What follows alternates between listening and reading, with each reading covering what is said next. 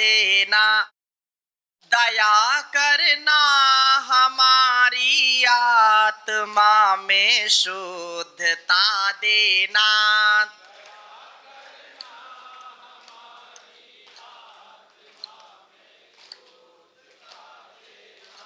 सदा से आप दीनों का प्रभु उद्धार करते हो।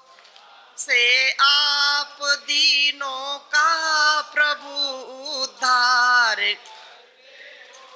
हमें भी दीन हालत से पतित पावन उठा देना। हमें भी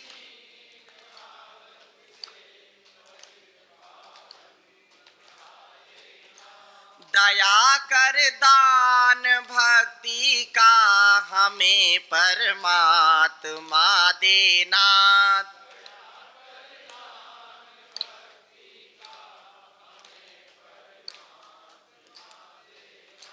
हमारे ध्यान में आओ प्रभु, आंखों में बस जाओ। हमारे ध्यान में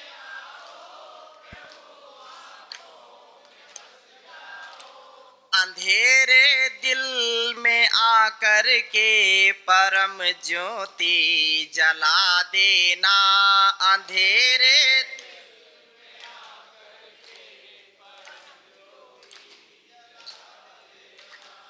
दया कर दान भक्ति का हमें परमात्मा देना।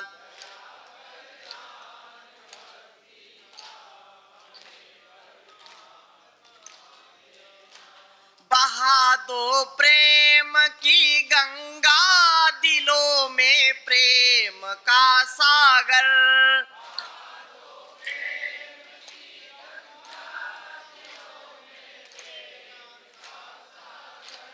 बहा दो प्रेम की गंगा, दिलों में प्रेम का सागर।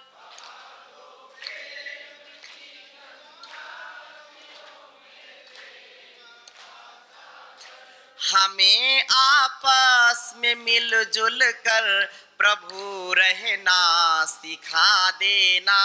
हमें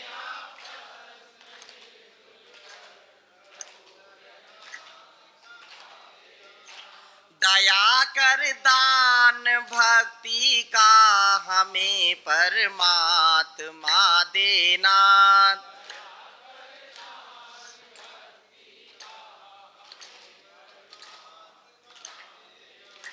हमारा धर्म हो सेवा, हमारा कर्म हो सेवा। हमारा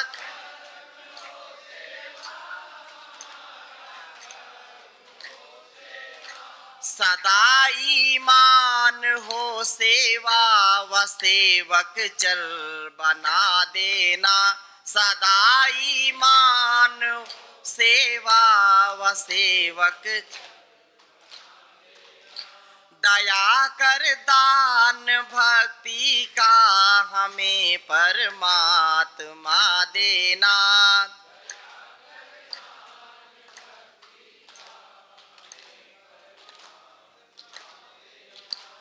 वतन के वास्ते जीना, वतन के वास्ते मरना।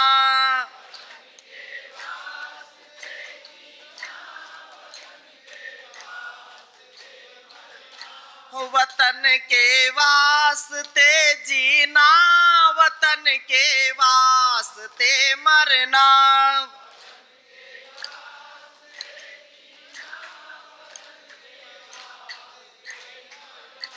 वतन पे जान फिदा करना प्रभु हमको सिखा देना।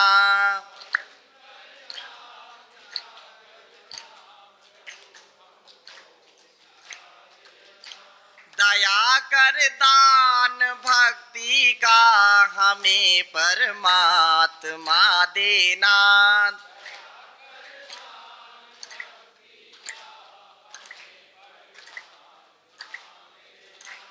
दया करना हमारी आत्मा में शुद्धता देना।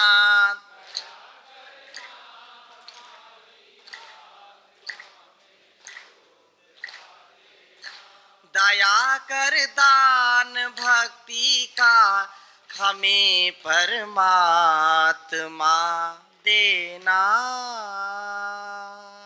बोलिए सच्चिदानंद भगवान की।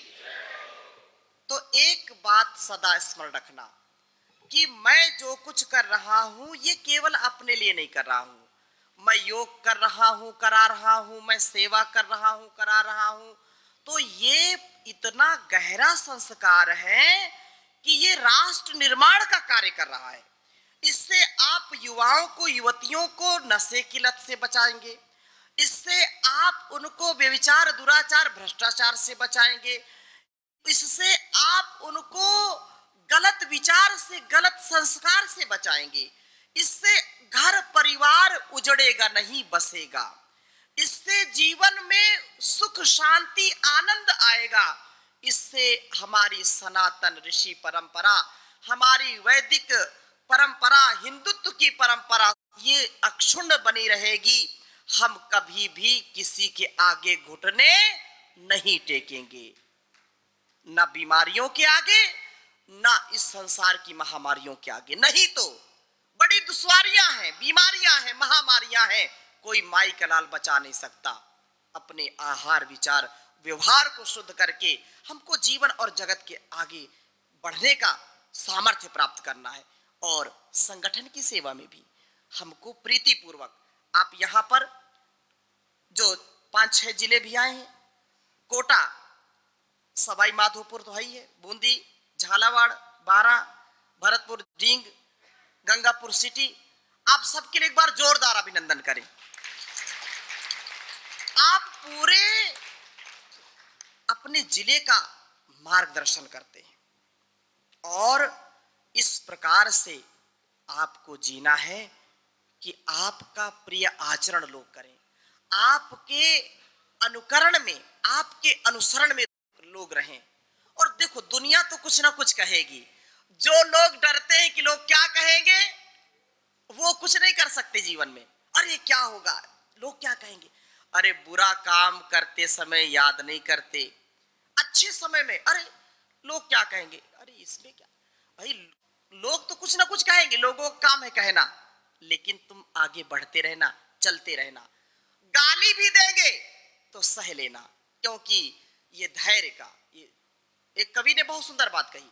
देखो, अच्छे काम हो या बुरे काम, सेवा करना बड़ा जटिल काम है, लेकिन इस सेवा में भी सामर्थ्य चाहिए। आपको सामर्थ्य मिला है ईश्वर से, सामर्थ्य मिला गुरु से।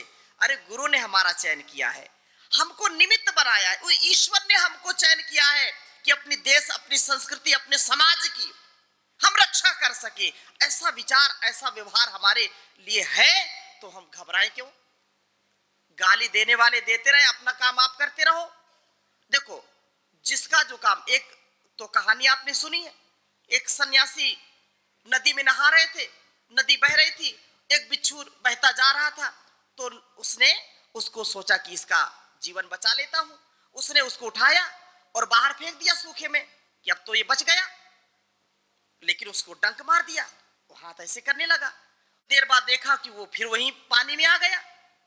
फिर उसने उठाया और फिर डंक मार दिया, फिर ऐसे ऐसे कर रहा, लेकिन उसको बाहर कर दिया। तीसरी बार फिर वो पानी में आ गया बिच्छू। उसका शिष्य बाहर से खड़ा देख रहा कि गुरुजी को क्या हो गया। तो वही चिल्ला रहे, गुरुजी क्यों इस चक्कर में पड़े हो, आप देख रहे हो कि बार बार वो डंक मार रहा है और फिर भी आप उसको बचाने के चक्कर में पड़ रहे हो। तो गुरु मुस्कुराए, बोले बेटा, जब ये अपनी आदत से बाज नहीं आता है, इसका स्वभाव डंक मारने का है, तो मेरा स्वभाव तो साधुत्व का है, मेरा स्वभाव तो बचाने का है, तो मैं अपने स्वभाव से क्यों गिरूं। तो सेवा सत्कार करने वाला व्यक्ति कभी किसी की परवाह नहीं करता। गाली देने दो। कवि ने कहा, बहुत सुंदर बात है, इसको सदा याद रखना, और बड़ी मजेदार बात है। कवि ने कहा कि ददतु ददतु गालिम गालिमन्तो भवन्तः वयम इह तद्भावे गालिदाने समर्थः जगति विदित में दीयते विद्यमानम नहीं शशक विषाणः कोपि कस्मै ददाति। अर्थ क्या है इसका? कहा जो सज्जन व्यक्ति है, जो सेवा, जैसे आप सब सेवा करते हैं तो मन में क्या भाव आया? लोगों के बात से हमको विचलित नहीं होना। कहा कि जो दुनिया में अच्छे काम पर भी गाली देते हैं, देने वालों की कमी नहीं है। अच्छा, भगवान राम के समय क्या भगवान को किसी ने गाली नहीं दी होगी? क्या दिए कि नहीं? उनको कितने कष्ट पहुंचाए हैं। भगवान कृष्ण को भी कष्ट पहुंचाए हैं। महर्षि दयानंद को 17 बार जहर दिया गया और पता नहीं क्या क्या कहा गया। तो जब स्वामी जी महाराज को हम देखें, कोई कसर छोड़ी क्या किसी ने? स्वामी जी महाराज के लिए कोई कसर छोड़ी क्या किसी ने? और आज भी खूब पानी पानी पी पी करके खूब गाली देते हैं। देते कि नहीं देते? ये कभी हो नहीं सकता कि आपकी लोग बुराई ना करें, आपको गाली ना दें, लेकिन महापुरुषों का चरित्र हमको पढ़ करके आत्म चिंतन में ला करके वैसा जीना चाहिए। तो कवि क्या कहता है कि ऐ संसार के लोगों, दुनिया के लोगों, तुम मुझको गाली दे रहे हो, बड़ी अच्छी बात है। दो गाली, कितना दोगे? पानी पी पी करके दो गाली। दादा तू गालिम, गाली मंतो भवंता, आप गाली वाले इसलिए गाली दीजिए। गाली मंतः, गालीवान हैं आप। क्या है? गालीवान। जैसे शब्द समझिए, जिसके पास बुद्धि उसको क्या कहेंगे? जिसके पास बल है उसको क्या कहेंगे? जिसके पास धन है उसके पास, और जिसके पास गाली उसको। आपकी समझ में आया? तो कहा तुम्हारे पास गाली है इसलिए गाली आप दीजिए। वयम अपि तद्भावे गाली दाने असमर्था। भाई मेरे पास यदि गाली होती तो मैं भी देता। मैं गाली मेरे पास है ही नहीं, क्योंकि मैं तो बुद्धिमान हूं, बुद्धि मेरे से ले लो। मैं तो जानवान हूं, मेरे से जान ले लो। मैं भक्तिमान हूं, मेरे से भक्ति सीख लो। मैं बुद्धिमान हूं, ऐसा गुणवान हूं, आप मेरे से गुण ले लो। लेकिन गालीवान तो आप है, गाली आप दीजिए। कोई व्यक्ति, एक उदाहरण दिया उन्होंने कि जगति विदित में तत्, ये जग के लोग, संसार के लोग सब जानते हैं, ये पब्लिक है सब जानती है कि नहीं शशक विषाणा कोपी कस्मै ददाति। कोई बोले कि मैं तुमको 1 करोड़ का इनाम दूंगा, खरगोश का सींग ले आओ। खरगोश का सींग लाओ, 1 करोड़ मेरे से ले जाओ अभी तत्क्षण। आप ला करके दे सकते हैं क्या? मोहनलाल जी, 1 करोड़ आपको मिलेंगे, खरगोश का सींग ले आओ। खरगोश का मिलेगा कहीं? तो पैसे भी नहीं मिलेंगे। तो कवि कहता है कि नहीं शशक विषाणः कोपी कस्मै ददाति। अरे जब खरगोश का सींग है नहीं तो ला करके कौन देगा? इसलिए मेरा स्वभाव है दूसरों की सेवा करने का, गाली देने का नहीं है। इसलिए तुम गाली दो, अपनी ऐसी तैसी कराओ, हम क्यों दें? बात समझ में आई ना? तो अपने जीवन को इंसाफ की डगर पे बच्चों दिखाओ चल के, यह देश है तुम्हारा, नेता तुम ही हो कल के। देखो नेता तो अब बदनाम हो गया, लेकिन उस अर्थ में नहीं लेना, अच्छे अर्थ में लेना। दुनिया के रंज सहना पर मुंह से कुछ ना कहना। दुनिया के रंज सहना पर मुंह से कुछ ना कहना। सच्चाइयों के बल पर आगे को बढ़ते रहना। रख दोगे एक दिन तुम संसार को बदल के, इंसाफ की डगर पे बच्चों दिखाओ चल के। सेवा का, समर्पण का, त्याग का, गुरु भक्ति का, राष्ट्र भक्ति का, अध्यात्म का जो जीवन है, ये अत्यंत महनीय जीवन है। इसके आगे संसार की कोई दौलत, इसके आगे संसार का कोई लोभ लालच हमको कभी डिगा ना सके। ऐसे भाव के साथ, ऐसे चाव के साथ आगे बढ़ें। 2 बातों पर मैं और बल देता हुआ, क्योंकि घड़ी अभी मैंने देखा समय काफी हो रहा है। 2-3 बातें। संगठन को हमको मजबूत बनाना है, तो संगठन की सेवा और घर परिवार की सेवा कैसे होती है? प्रीति से होती है, प्यार से होती है, एक दूसरे के सम्मान से होती है।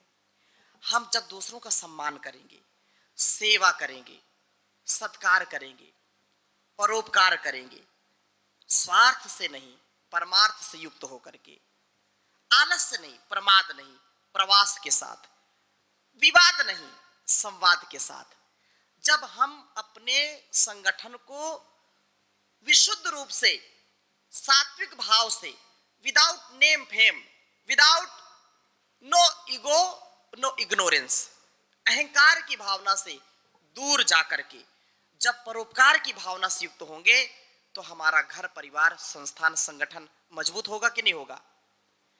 आप याद रखना कि ये सच्ची कमाई है। सेवा सेवा सेवा सेवा और सुमिरन, ईश्वर की भक्ति करिए और जो उससे शक्ति मिले उससे सेवा करिए, ये सबसे सच्ची कमाई है। नहीं तो कुछ भी लेकर के कोई जाता नहीं, सब संसार में यही धरा में धरा का धरा रह जाता है, कुछ भी नहीं ले जाता व्यक्ति, सारा धन यही धरा रह जाएगा, निधर हो जाता है व्यक्ति का।